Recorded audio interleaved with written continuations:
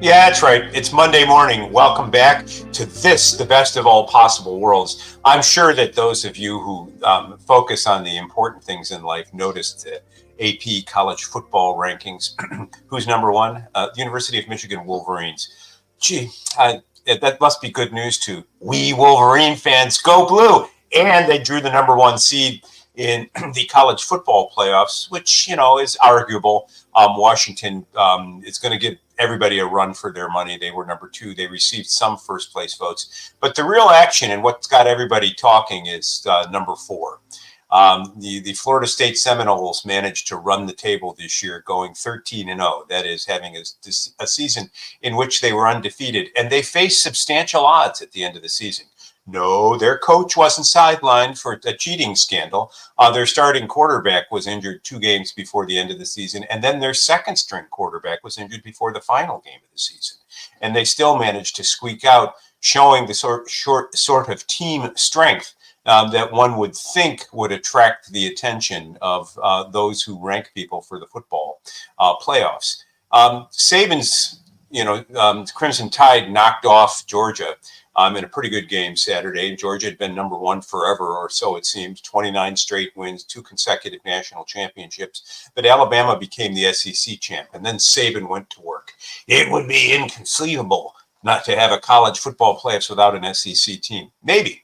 So who should have been number 4? Should it have been Alabama's Crimson Tide, or should it have been the Florida State Seminoles? I can tell you from one perspective, obviously I'm not a voting member of the committee, but I'm a Michigan Wolverines fan. And so one customarily plays 4 to move into the finals. I would rather play the Seminoles 364 days out of 365 than play the Crimson Tide. And if you saw the video, I mean, I'm sure most of you didn't, but there were videos of the Michigan players in a large conference room as the seedings were announced, and the Michigan players showed a remarkable lack of enthusiasm when Alabama was announced, and there was a lot of speculation about why. Luttrell said Michigan did not seem excited to play Alabama at number 4.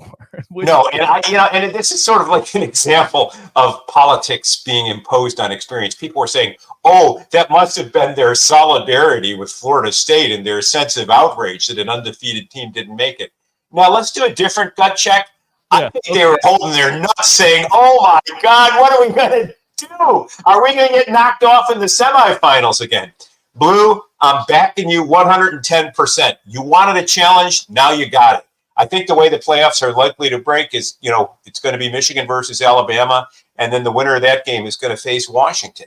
And, if you can beat Alabama and Washington, you deserve a national championship, but get to work and stop fussing, Yeah, it's a loss for the ACC for sure. Florida State finished undefeated, and I do want to point that out, right? That Alabama, the one-loss Alabama team, is college football playoff bidding here over Florida State. Which the criticism that I've heard, Norm, I'm not sure what kind of criticism that you've heard, is that necessarily Florida State is going to be a less competitive opponent because of the quarterback position, right? Because of the injuries, plural, to the quarterback position. Here's my response to that. You see here in the final rankings, number 15 is Louisville. Louisville was moved back 1 spot from number 14. Florida State beat Louisville this weekend. Right? So the argument that Florida State is 5th best among the 4 that are listed there, I certainly I hurt for Florida State this morning. I think about the young men who had a perfect season, whose head coach has to stand before them and say that you did everything within your power. You did everything that you possibly could have done, and you could not have done it any better because the win-loss record shows that you are perfect. You are perfect at the end of the day. And you're not perfect in the sense of some D2 conference or Division I AA conference.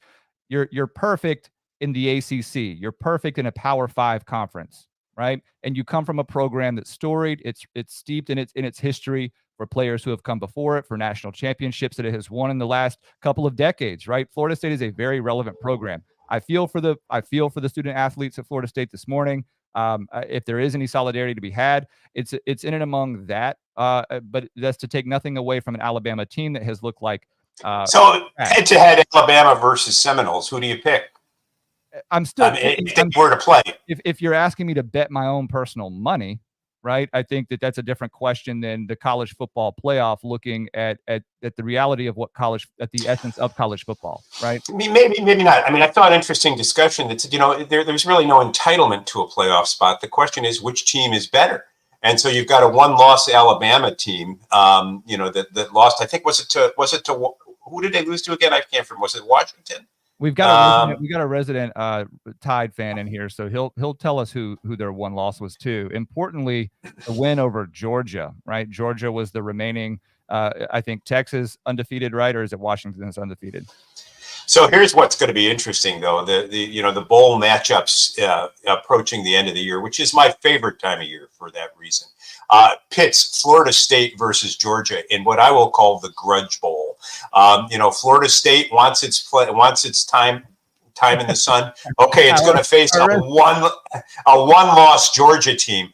I hope there aren't any Seminole fans on the broadcast because I'm going to offend you here. Here's my prediction in the Grudge Bowl: Georgia 59, FSU 6. Georgia, I think, is going to, however outraged Florida State Seminole fans may feel this morning about the results of the poll rankings, come that bowl game, it's going to be obvious that the Seminoles really didn't belong in the finals. Yeah, but having said that, all I'm saying is that the feeling of not being of controlling one's destiny to the extent one could, right? And I'm speaking on behalf of Florida State here, right? If I'm on that team and I'm looking around that locker room and I'm thinking about this stuff, how much better should those wins have been, right? In order to earn a bid into the top 4, right? We're not entitled to play for a national title, but certainly should be out of a Power 5 conference, more than just a speculated. Because if we ask the honest Alabama fans among us, who really thought that the win over Georgia was coming this past weekend? Mm-hmm. No, that's true. And let's face it, the week before, Alabama, really is here because of a Hail Mary pass. So those of you who doubt the efficacy of prayer, say your rosary beads, because Alabama said it the week before and threw a 4th and 31 touchdown pass, right? Shout out to NC State, ends the year on a 9-3 record. Final ranking here, number 18. Nobody was looking for that. You see the rest of the ACC represented there: Florida State, Louisville, NC State, Clemson. If I'm missing anybody, it's because I don't care, but I'm not missing anybody because nobody else from North Carolina is even in this ranking. So go Pack. Well, anyhow, let's move on from college football because I know that not all of you people out there have your priorities in order. Is telling us that we should be getting ready. We should be. Mike, I don't know if you can. I'm having a hard time hearing you. Can somebody in the chat, Mike's, because tech difficulties are our brand. I don't know if Mike, if you're being picked up by others. I probably am. Let's move on.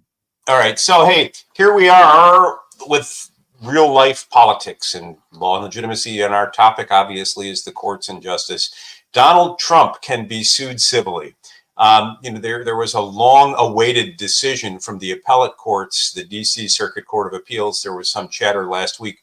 What's taking them so long in deciding the Trump case? The issue is that police officers and other civilians have sued Donald Trump in civil courts, in federal civil court, claiming that he and others conspired to create an event on January 6th that turned violent. And as a result of that conspiracy, some individuals, namely law enforcement officers, were injured. And therefore, he should be responsible for the consequences of his speech. He incited violence. They suffered the result of violence, and he should pay them money damages. Trump filed a motion to dismiss on the grounds that his speech was protected. That is, that he had the First Amendment right to speak. And what's more, even if his speech transgressed a line, as president of the United States, he enjoyed immunity from speech insofar as his speech was incident or arose from his occupancy of the White House. The DC Circuit Court of Appeals kind of sat on this forever, suggesting some difficulty in deciding the issue. Normally in that Court of Appeals, there is a 4-month window within which a case is expected to be decided. And this is a limitation the judges take seriously. At the end of each month, if a decision hasn't been rendered in a file on a judge's desk, he's expected to write, or she is expected to write, a brief note to his or her colleagues explaining what the delay is all about. And so the decision comes out, and it's one of the reasons people just don't like lawyers, because if there's a rule out there, the lawyer's job is to find a distinction to it. And when the distinctions begin to multiply, the rules seem to disappear, and the law begins to look like an ad hoc enterprise that is the result of which is outcome focused. In other words, whose ox does the judge want to see gored? So in the Trump case, the court held that while he enjoys an executive privilege and immunity for those statements he makes as president, when he makes speeches, when he makes utterances as a private citizen, he's no more immune than the rest of us. And the speech that Trump engaged in on January 6th was made as a candidate rather than president. And so when he urged people to stop the steal, so to speak, he was speaking not as president of the United States, but as a candidate. And all candidates, like private citizens, can be sued. Their speech isn't protected.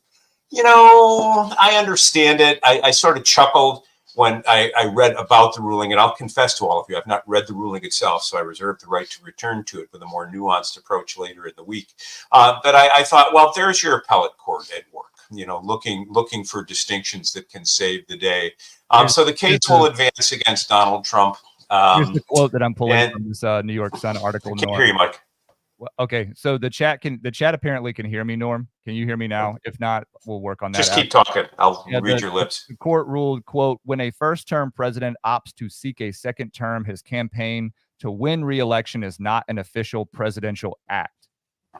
That is because the office of the presidency as an institution is agnostic about who will occupy it next. So to your point, very thinly sliced. You know, I guess, but the reason, you know, Trump, I think that's a decision that could easily have gone the other way, because to the degree that Trump is president of the United States and as president is seeking re-election, but as president has doubts about the integrity of the electoral process, what can be more vital and more compelling a presidential interest than assuring that there were full and free and fair elections? Now, the fact that his emotion, that his interests and his emotions were involved insofar as he was a candidate, I would say makes this hybrid speech rather than speech of one type rather than another. And I would have been inclined, were I on the Circuit Court of Appeals, to grant him immunity in this instance, because you're always now going to have with any incumbent this new line to parse. Was he speaking as president or as a candidate? And now you've got the court involved in evaluating a speaker's role, and that evaluation is necessarily going to look political and politically charged. A side issue to these civil cases in Trump land is one that you'll hear only here, because it hasn't been reported on in the press yet. And that is the effort of the J6 civil defendants to draw Alex Jones into the litigation, if not as a party, as a witness.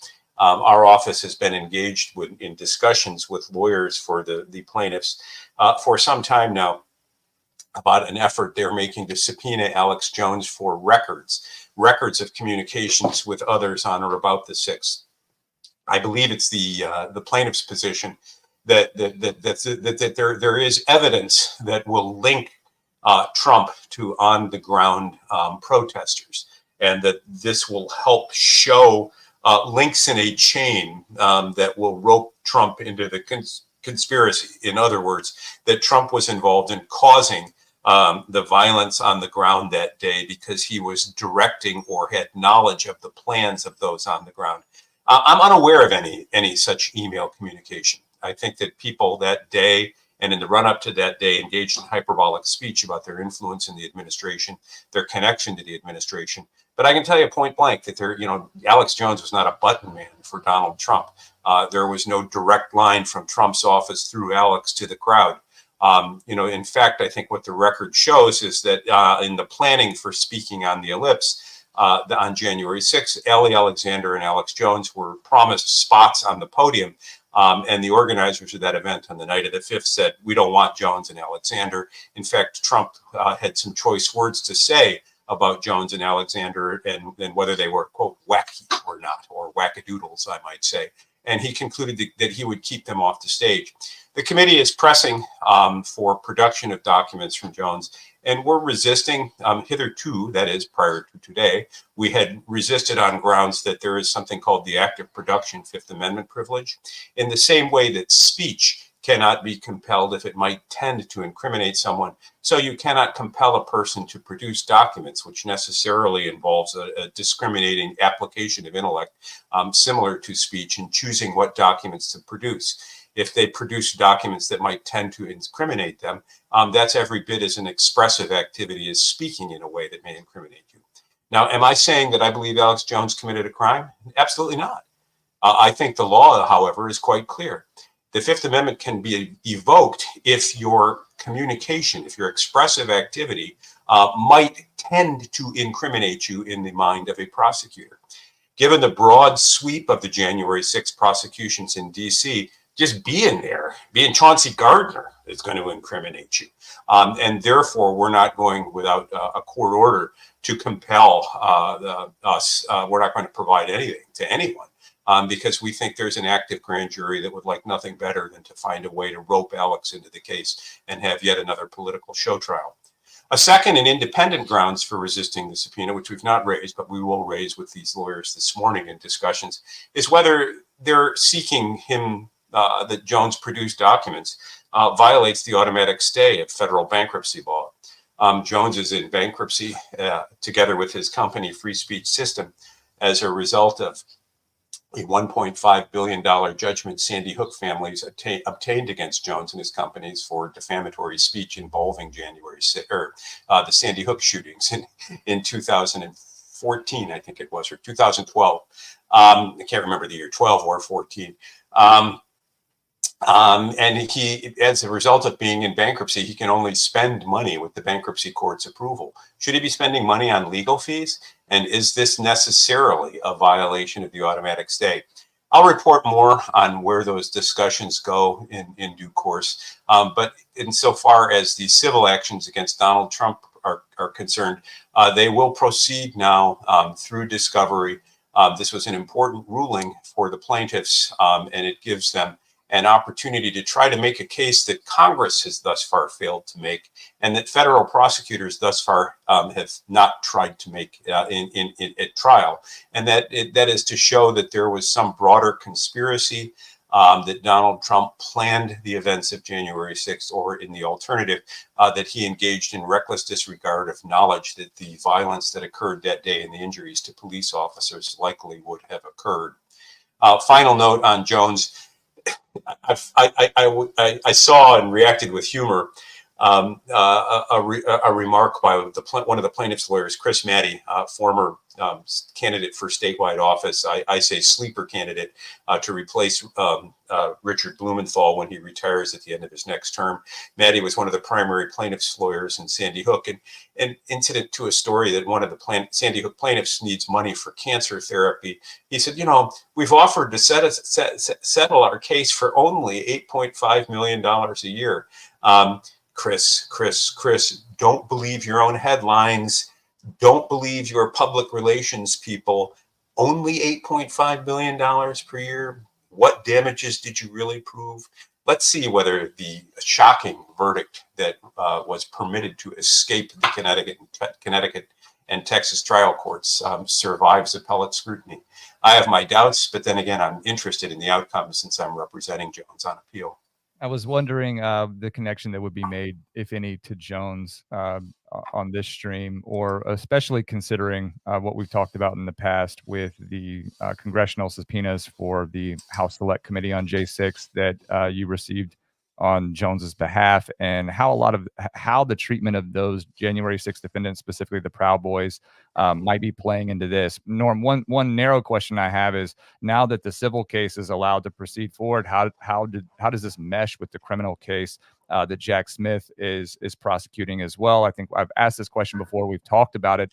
Now it's real again, right? Now this is moving forward.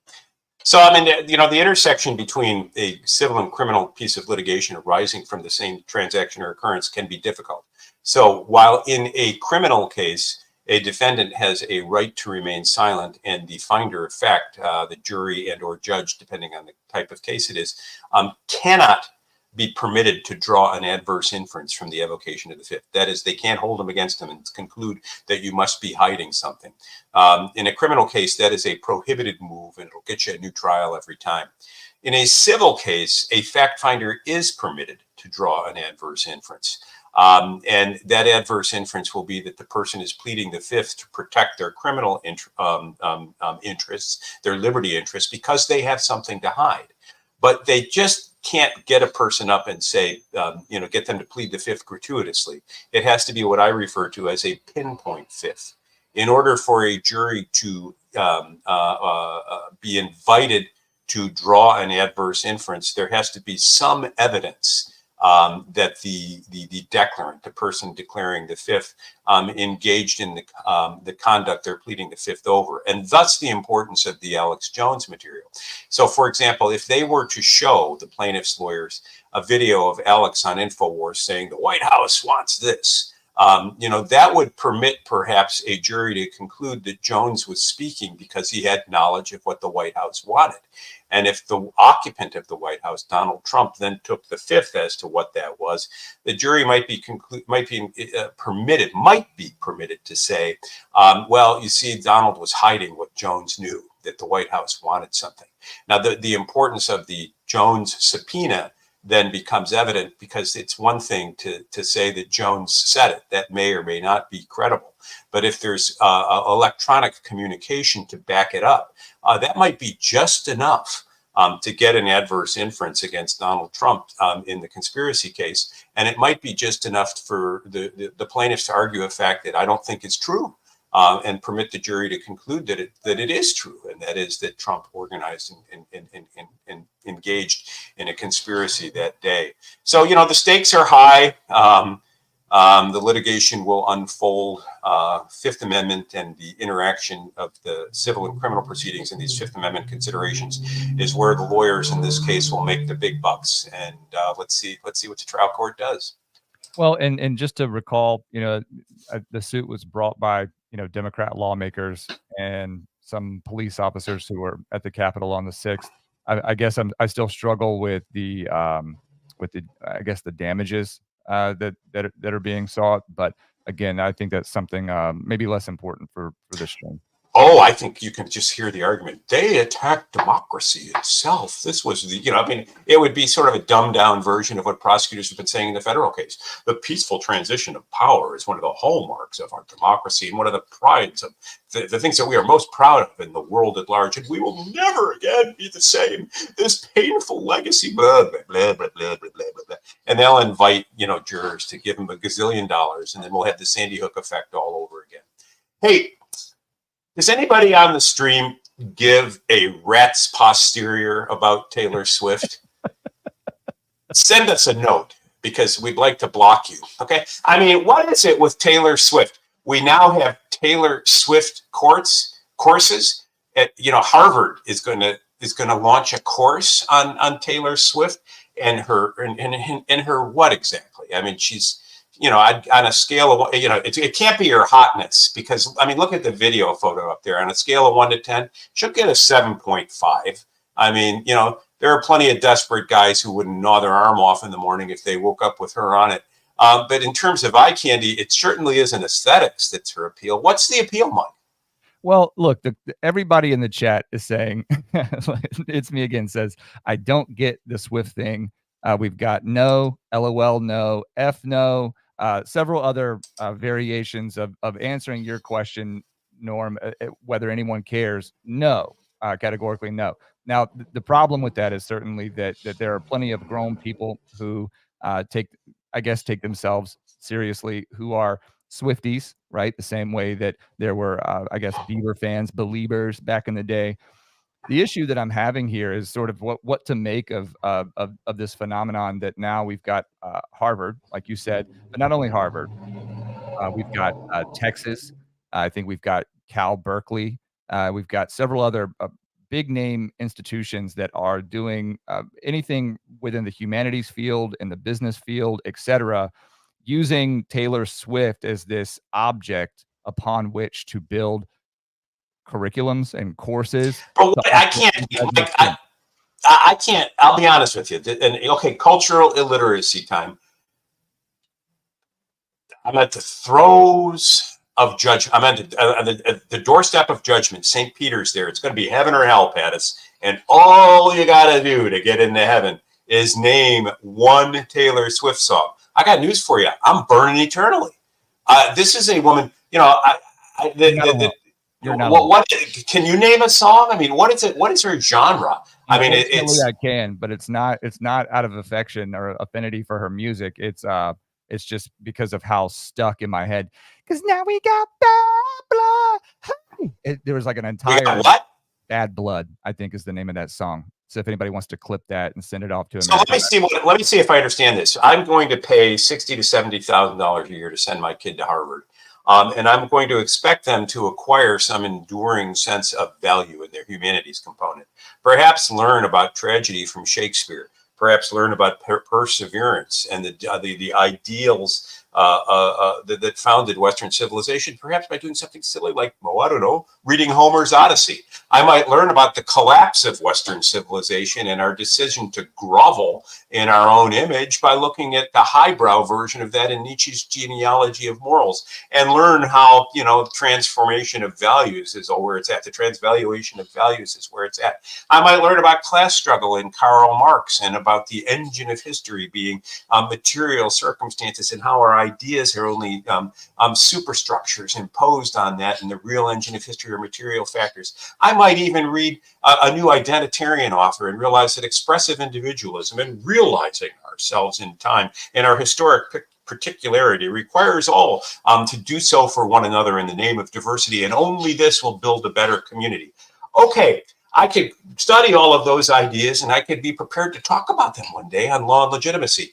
If I listen to Taylor Swift, what am I really prepared to do other than kind of make out with Travis Kelce, in the post-game show after a Chiefs game?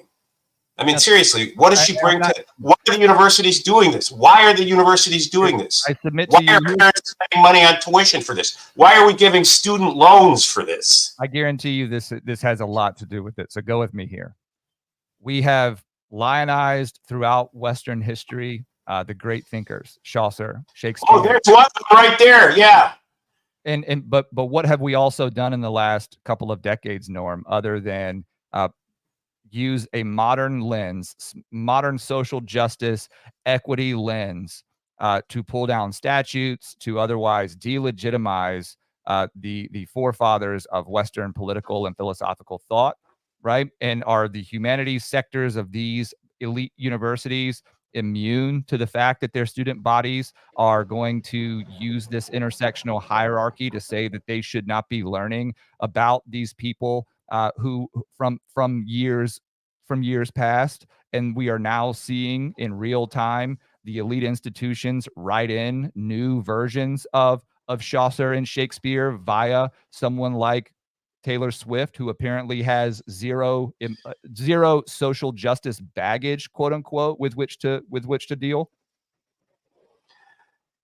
I'm listening, but I'm not hearing a word you're saying because I'm just kind of zoned out. I'm not saying that it's legitimate, but otherwise, because the thing is, there isn't. Okay, she is extraordinarily wealthy, correct? Right? She is. Will grant her talent and will grant her success. I'm failing to see how any of this is important for young people in modern Western society to analyze. I'm reminded of people who wrote mock essays for scholarly journals claiming, intersectional injustice, come to find out they made it all up and it was perceived to be BS. So listeners, I want you to go to Google. I want you to find us academic papers on Taylor Swift.